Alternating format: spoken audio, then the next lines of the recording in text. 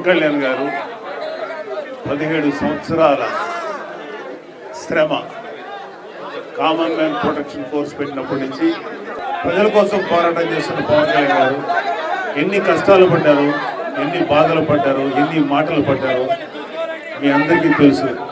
2019లో ఓడిపోయినా సరే కుంగిపోకుండా మళ్ళీ తిరిగి రాజకీయ రణక్షేత్రంలో ఆయన ముందుకెళ్లారు. పిఠాపురంలో నిలబడినందుకు మీరందరూ కూడా ఎంతో ప్రేమతో ఆయన ఓటేసి గెలిపించారు.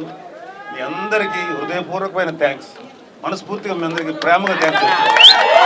వైసీపీ వాళ్ళకి అది ఒక లగ్జరీ, జనసేనకి ఇది ఒక బాధ్యత, పదవి అనేది. ఇంతకుముందు నోటుకు వచ్చినట్టు మాట్లాడిన వాళ్ళు చాలామంది ఉన్నారు. ప్రజలందరూ మనల్ని గెలిపించింది వాళ్ళ శ్రేయస్సు కోసం, వాళ్ళ అభివృద్ధి కోసం, వాళ్ళ మంచి భవిష్యత్తు కోసం గెలిపించారు. కాబట్టి మీరందరూ ఆశించినట్టు మేమేదో మీడియాకి ఎక్కి వాళ్ళని వీళ్ళు తిడతాం అనుకోకండి, మాకు అలవాట్లేదు. ఆ చండాలపు కల్చర్ వాళ్ళకి తప్ప మాది కాదు.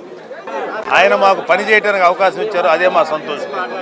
మేము అదృష్టంగా భావిస్తున్నాం తప్ప ఈ క్రెడిట్ అంతా ఇక్కడ గెలిచిన ప్రతి క్రెడిట్ 100కి 100% అది జనసేన అని పవన్ కళ్యాణ్ గారికి చెందుతుంది. ఫస్ట్ రాజకీయాల్లో కావాల్సింది ఓర్పు. 17 సంవత్సరాలు ఆయన ఓర్పుగా నిరీక్షించాడు. అది కనుక అందరికీ ఉంటే ప్రతి వాళ్ళు గొప్పవాళ్ళు అవుతారు. సో జనసేన నమ్ముకున్న వాళ్ళు ఎవరికి అన్యాయం జరగదు. 2014 నుంచి ఇంకా అంతకు ముందు నుంచి కూడా ఉన్న ప్రతి ఒక్కళ్ళు ఇప్పుడు దాకా ఉన్న వాళ్ళకి ఖచ్చితంగా మంచి న్యాయం జరుగుతుంది. కాకపోతే ఓర్పుగా ఉండాలి.